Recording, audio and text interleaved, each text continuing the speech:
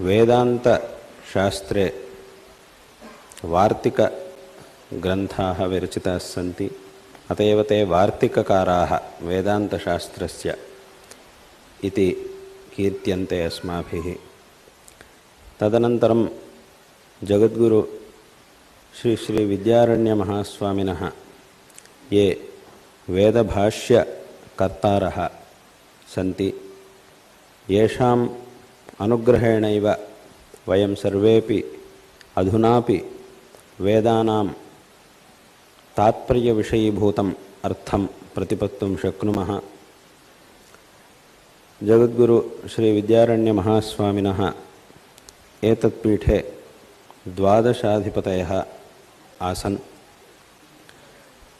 तत्र तैः वेदभाष्यस्य आरम्भे तेषां गुरुचरणाः जगद्गुरु श्री विद्यातीर्थमहास्वामिनः सर्वत्रापि संकीर्त्यन्ते। अन्तेपि च तैः तेषां विषये नमस्कारः क्रियते, प्रार्थनापि क्रियते। यस्य आदौ यस्य निश्वसितं वेदाः यो वेदेभ्योऽखिलं जगत् निर्ममेतमहं वन्दे विद्यातीर्थमहेश्वरम् इति ते स्वगुरुचरणान् विद्यातीर्थमहास्वामिनः प्रार्थयन्ते।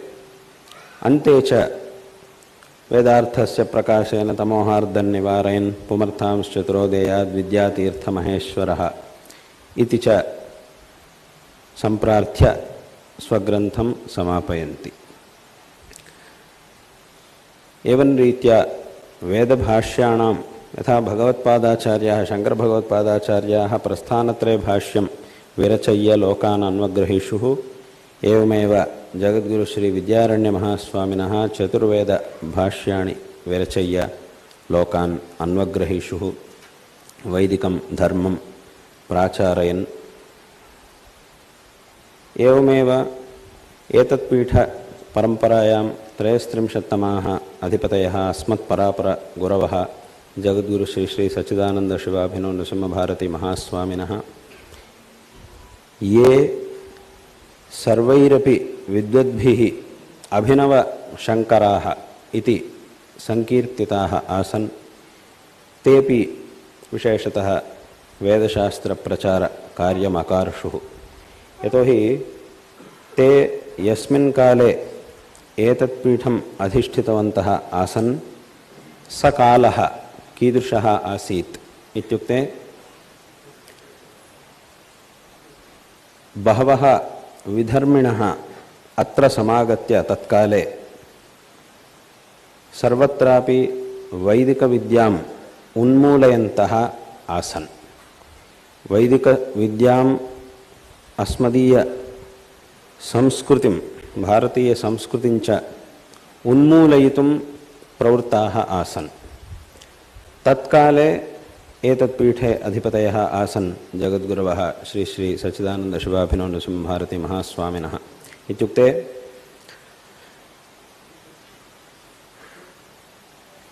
पञ्चाशदुत्तरशतवर्षेभ्यः प्राक् ते एतत्पीठे अधिपतयः आसन्। तदा प्रभृति ते अधिपतयः आसन्। अत्र या पाठशाला विराजते सा तैरेव समारब्धा अस्ति। एवम् अन्यत्रापि बहुत्र पाठशालाः तैः समारब्धाः सन्ति। एवमेव या महागणपतिवाक्यार्थविद्वत्सभा प्रतिवर्षं श्रीमठे समायोज्यते विनायकचतुर्थीतः पौर्णमासीपर्यन्तं, सा सभापि तत्काले एव तैः समारब्धा वर्तते।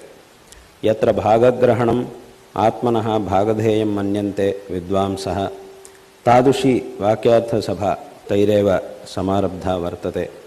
एवं रीत्या स्वयं ते महाविद्वांसः आसन्। वेदेषु शास्त्रेषु संस्कृतसाहित्ये च तेषां वैदुष्यम् अप्रतिमम् आसीत्। सच्चिदानन्दशिवाभिनव नृसिंहभारती महास्वामिनां सोऽयं विषयः तेषां ग्रन्थावलोकनेन स्फुटतरः भवति सर्वेषां।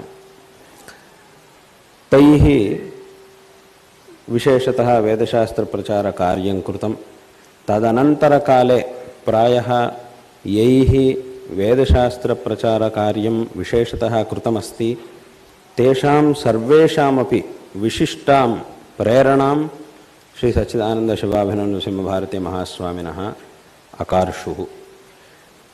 तेभ्यः विशिष्टां प्रेरणां लब्ध्वा तदनन्तरकाले बहवः वेदशास्त्रप्रचारकार्यं विशेषतः अकार्षुः।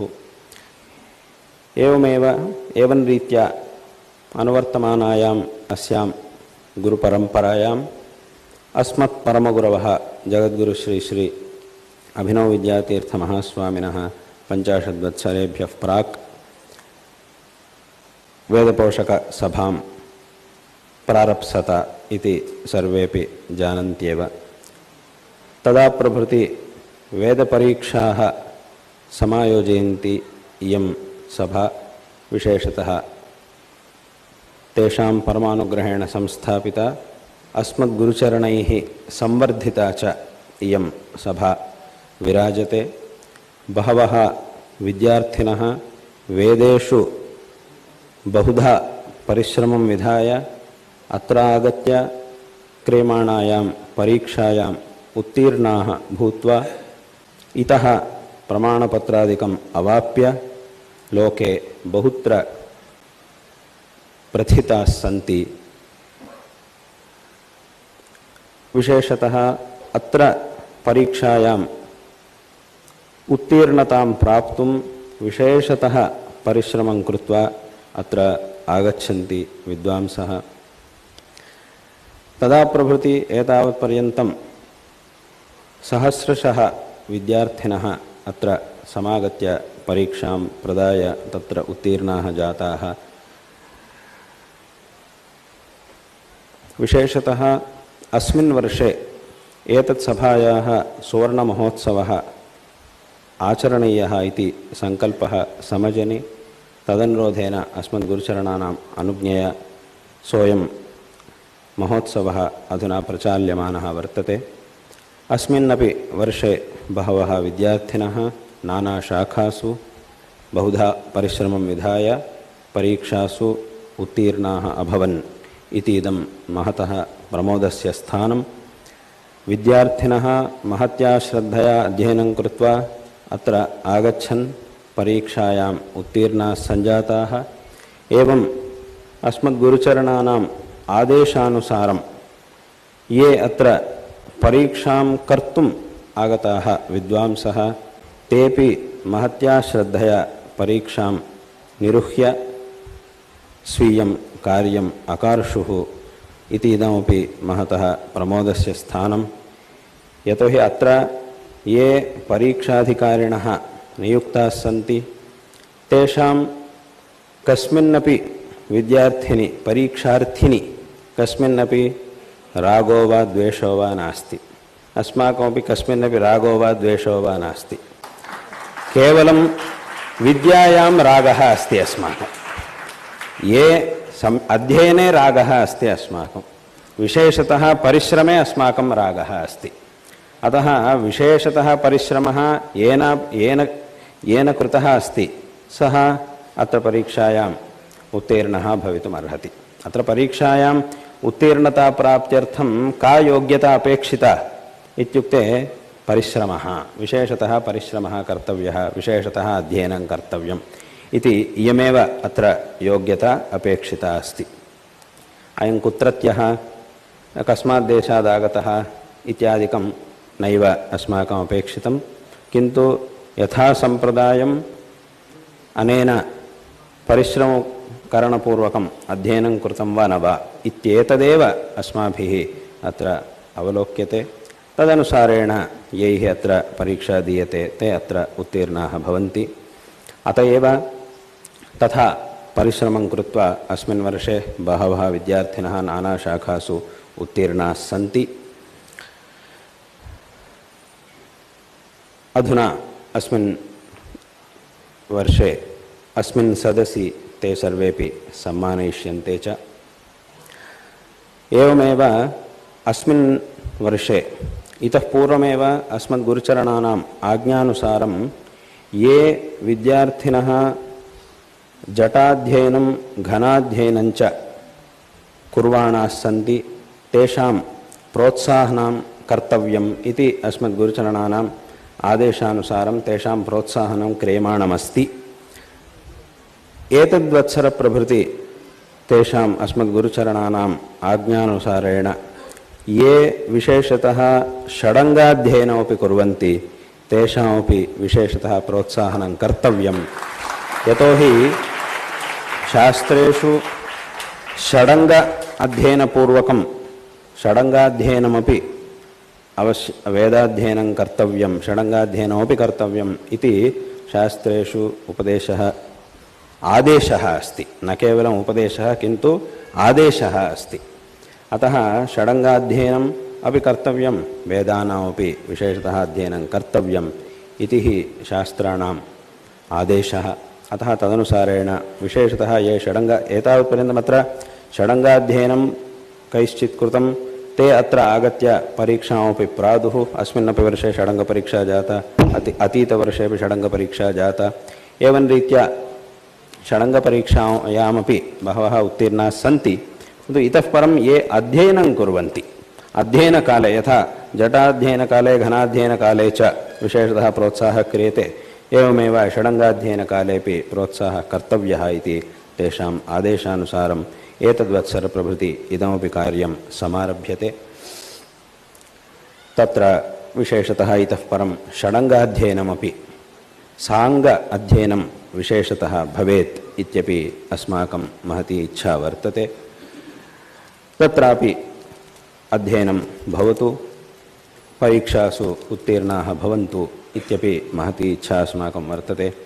एवमेव प्रतिवर्षं मया उच्यते, अस्मिन्नपि वर्षे तदेव पुनः उच्यते, यैः वेदाध्ययनं कृतं तैः अनन्तरं शास्त्राध्ययनं वा एकस्य वा शास्त्रस्य अध्ययनं वेदभाष्यस्य वा अध्ययनं षडङ्गानां वा अध्ययनम् अवश्यं भवतु। त्रयाणामपि अध्ययनं क्रियते चेत् महान् सन्तोषः, न ततोपि सन्तोषजनकः अन्यो विषयः नैव भवितुमर्हति। परन्तु एकस्य वा शास्त्रस्य अध्ययनं वेदभाष्यस्य वा अध्ययनम् अवश्यं कर्तव्यं भवति। तत्र यद्यपि बहूनि कार्याणि भवन्ति, यैः वेदाध्ययनं कृतं तदर्थं महान् समयः व्ययीकृतः अस्ति। तदनन्तरं बहूनि कार्याणि कर्तव्यानि सन्ति, तानि न अपलप्यन्ते। गृहेषु बहूनि कार्याणि भवन्ति, एतैरेव कर्तव्यानि भवन्ति, अन्ये केऽपि न सन्ति तानि कार्याणि कर्तुम्। अतः एतादृशी स्थितिः बहूनाम् अस्ति। परन्तु तथापि इदं कर्तव्यम् इत्येव पुनः उच्यते। अस्तु नाम एतादृशी स्थितिरस्ति चेत् अस्तु नाम, तथापि अध्ययनं कर्तव्यं, तदर्थं प्रयत्नः क्रियताम् इति पुनः अयं विषयः उच्यते। तेन विशेषतः अध्ययनपरम्परा विशेषतः वर्धिता भवति। तत्रापि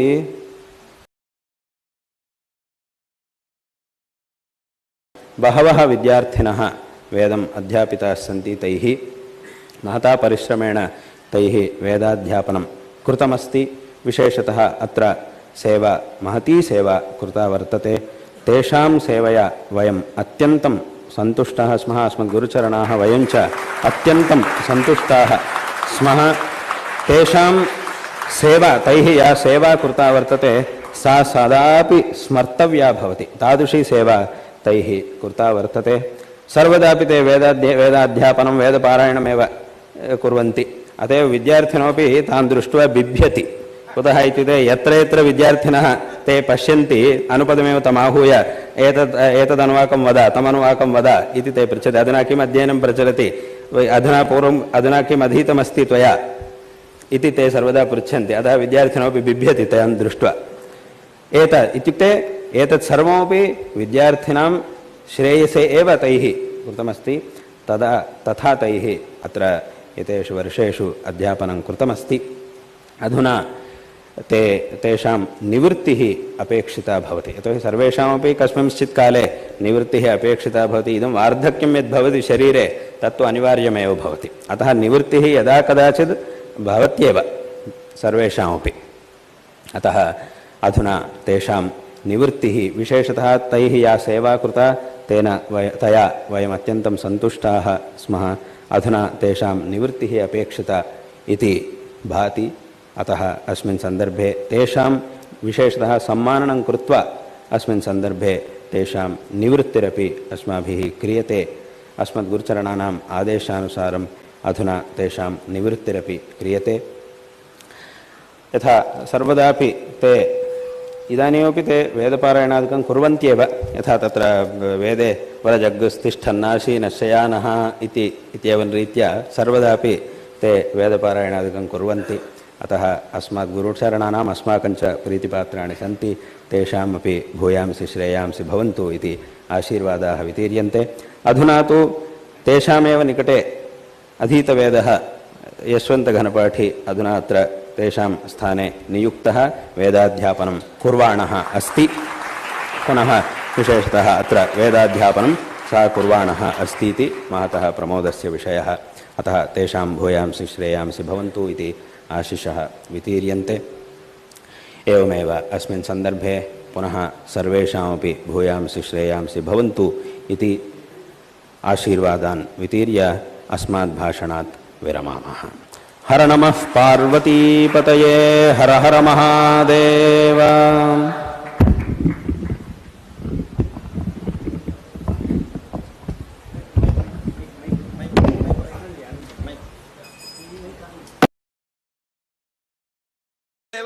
देवैर्मनुष्येभिरग्निः मनुष्येभिरग्निरग्निर्मनुष्येभिर्मनुष्येभिरग्निः अग्निरित्यग्निः सरस्वती सारस्वतेभिः सारस्वतेभिः सरस्वती सरस्वती सारस्वते गर्वा गर्वाक् सारस्वतेभिः सरस्वती सरस्वती सारस्वते गर्वाग सारस्वतेभिरर्वा गर्वाक् सारस्वतेभिः सारस्वतेभिरर्वा तिस्रस्तिस्रो अर्वाक् सारस्वतेभिः सारस्वते गर्वाक् तिस्रः अर्वाक् तिस्रस्तिस्रो अर्वा गर्वा तिस्रो देवीर्देवीस्तिस्रो अर्वा गर्वाक् तिस्रो देवीः तिस्रो देवीर्देवी तिस्रस्तिस्रो देवी बर्हिर्बर्हिर्देवी तिस्रस्तिस्रो देवीर्बर्हि देवीर्बर्हिर्बर्हिर्देवीर्बर्हिरेदमिदमा बर्हिर्देवीर्देवीर्बर्हिरेदम् बर्हिरेदमिदमा बर्हिर्बर्हिरेदं सदन्तु सदन्त्विदमा बर्हिर्बर्हिरेदं सदन्तु एदम् इदं सदन्तु सदन्त्विदमिदं सदन्तु सदन्त्विदे सदन्तु हरिः ओम्। कल्यातङ्कनिरङ्कुशस्य जगतः कल्याणसन्दायका ब्रह्मेन्द्रादिसमस्तदेवनिकुरुम्बाभ्यर्थना साधका श्रीमत्कालटिपुण्यभूपरिसरप्राप्तावतारोज्ज्वला विद्याराजकुलाब्धिचन्दिरयजुर्वेदन्त्वमाकर्णया समाश्रितवृषाचलेश्वर स्वयंभूलिङ्गा समादृतस्वाश्रितभक्तजनप्रार्थनापूरणव्यतिशङ्गा यजुर्वेदपारायण। निकामे निकामे नो नो निकामे निकामे निकामे निकामे नः पर्जन्यः पर्जन्यो नो निकामे निकामे निकामे निकामे नः पर्जन्यः निकामे निकाम इति निकामे निकामे नः पर्जन्यः पर्जन्यो नो नः पर्जन्यो वर्षत वर्षत पर्जन्यो नो नः पर्जन्यो वर्षतो पर्जन्यः वर्षत वर्षत पर्जन्यः पर्जन्यः वर्षत फलवत्यः फलवत्यो पर्जन्यः पर्जन्यः वर्षत फलवत्यः वर्षत फलवत्यः फलवत्यो वर्षत वर्षत फलवत्यो नो नः फलवत्यो फलवत्यो नः फलवत्यो नो नः फलवत्यः फलवत्यो न ओषधय ओषधयो नः फलवत्यः फलवत्यो न फलवत्य इति फलवत्यः न ओषधय ओषधयो नो न ओषधयः पच्यन्ताम् पच्यन्ताम् ओषधयो ओषधयः पच्यन्ताम् ओषधयः पच्यन्ताम् पच्यन्तामोषधय ओषधयः पच्यन्ताम् योगक्षेमो योगक्षेमः पच्यन्तामोषधय ओषधयः पच्यन्ताम् योगक्षेमः पच्यन्ताम् योगक्षेमो योगक्षेमः पच्यन्ताम् पच्यन्ताम् योगक्षेमो नो योगक्षेमः पच्यन्ताम् पच्यन्ताम् योगक्षेमो नः योगक्षेमो नो नो योगक्षेमो योगक्षेमो नः कल्पताम् कल्पताम् नो योगक्षेमो योगक्षेमो नः कल्पताम् योगक्षेम इति योगक्षेमः नः कल्पताम् कल्पताम् नो नः कल्पताम् कल्पतामिति कल्पताम् जनको ह वैदेहो बहुदक्षिणेन यज्ञेन तत्र ह कुरु पञ्चालानाम् ब्राह्मणाभिः समेता बभूवस्तस्य ह जनकस्य वैदेहस्य विजिज्ञासा बभूव कस्मिदेष ब्राह्मणानामनूचानतम इति सह गवाग्सहस्रमवरुरोध दश दश एकैकस्य शृङ्गयोराबद्धा बभूवुः तान् होवाच ब्राह्मणा भगवन्तो यो वो ब्रह्मिष्ठः स एतागा उदजतामिति देह ब्राह्मणा न ददशुरथः याज्ञवल्क्य स्वमेव ब्रह्मचारिणमुवाचैतास्व यो दजसामश्रवा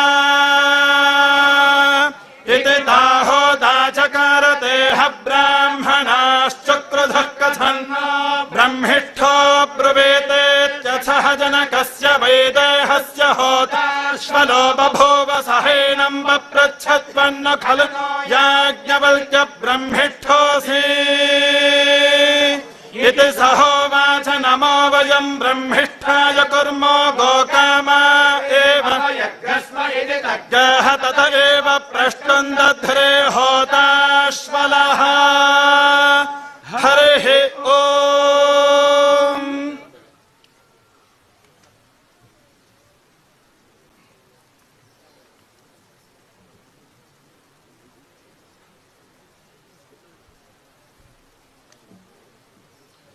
हरिः ओम् ईशावास्यम् वास्यमीशेषावास्यमिदमिदम् वास्यमीशेषावास्यमिदम् वास्यमिदमिदम् वास्यम् वास्यमिदग्नो सर्वज्ञो सर्वमिदम् वास्यम् वास्यमिदग्नो सर्वम् इदग्नो सर्वज्ञो सर्वमिदमिदग्नो सर्वम् यद्यत् सर्वमिदमिदग्नो सर्वम् जत सर्वम् यद्यत् सर्वज्ञो सर्वम् यत्किम् किञ्चित् सर्वज्ञो सर्वम् यत्किम् यत्किम् किञ्चित् यत्किञ्च च किञ्चित् यत्किञ्च किञ्च च किम् किञ्च जगत्याम् जगत्याम् च किम् किञ्च जगत्याम् जगत्याम् जगत्याम् च जगत्याम् जगज्जगज्जगत्याम् च जगत्याम् जगत जगत्याम् जगज्जगज्जगत्याम् जगत्याम् जगत जगदिति जगत तेन त्यक्तेन त्यक्तेन तेन तेन त्यक्तेन भुञ्जेथा भुञ्जेथास्त्यक्तेन तेन तेन त्यक्तेन भुञ्जेथाः त्यक्तेन भुञ्जेथा भुञ्जेथास्त्यक्तेन त्यक्तेन भुञ्जेथा मा भुञ्जेतास्त्यक्तेन त्यक्तेन भुञ्जेथा मा भुञ्जेथा मा भुञ्जेथा भुञ्जेथा मा हृदो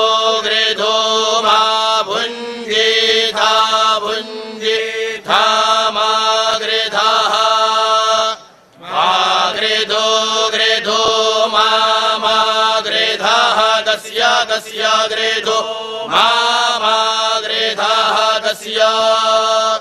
ग्रेधाः कस्य ग्रेधो ग्रेधाः कस्य स्वित् ग्रेधो ग्रेधाः कस्य स्विता कस्य स्वित् कस्य स्विद्धानग्स्वित् कस्य स्विद्धानग्स्वित् स्विद्धानाम् दानामिति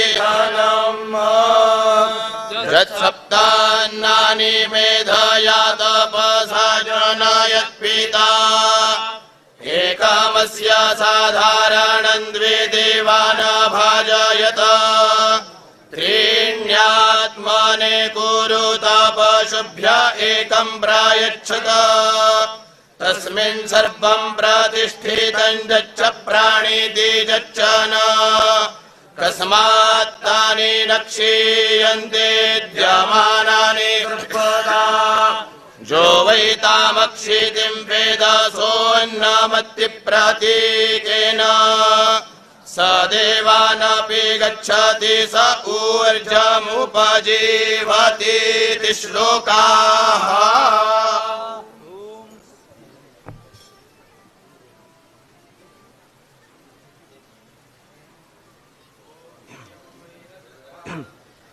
ॐ यं वैरजता असौहरिणे यद्रुक्मो भवतः आभ्यामेवैनमुभयतः परिगृह्णाति वरुणस्य वा अभिषिच्यमानस्यापः इन्द्रियं वीर्यन्निरघ्नन् तत्सुवर्णगो हिरण्यमभवत् यद्रुक्ममन्तर्दधाति इन्द्रियस्य वीर्यस्य निर्घाताय शतमानो भवति शतक्षरः शतायुः पुरुषः शतेन्द्रियः आयुष्येवेन्द्रिये प्रतिष्ठति आयुर्वै हिरण्यम् आयुष्या एवैनमभ्यतिक्षरन्ति तेजो वै हिरण्यम् तेजस्या एवैनमभ्यतिक्षरन्ति वर्चो वै हिरण्यम् वर्चस्या एवैनमभ्यतिक्षरन्ति हनिः ओम्। आर्यांबा मुखपङ्कजार्क शिवगुरुवानन्दसन्दोहना स्वाचार्याधिगता किल श्रुतितते सच्छास्त्रपारङ्गता ग्राहग्रासमिषात् स्वमात्रकृतसन्न्यासाभ्यनुज्ञानुगा श्रीमच्छङ्करसामवेदमधुना सानन्दमाकर्णया सफलीकृतार्यांबा शिवगुरुमनोरथा विशदीकृतात्मविद्याविचारा विकलीकृतमन्मथा सामवेदपारायण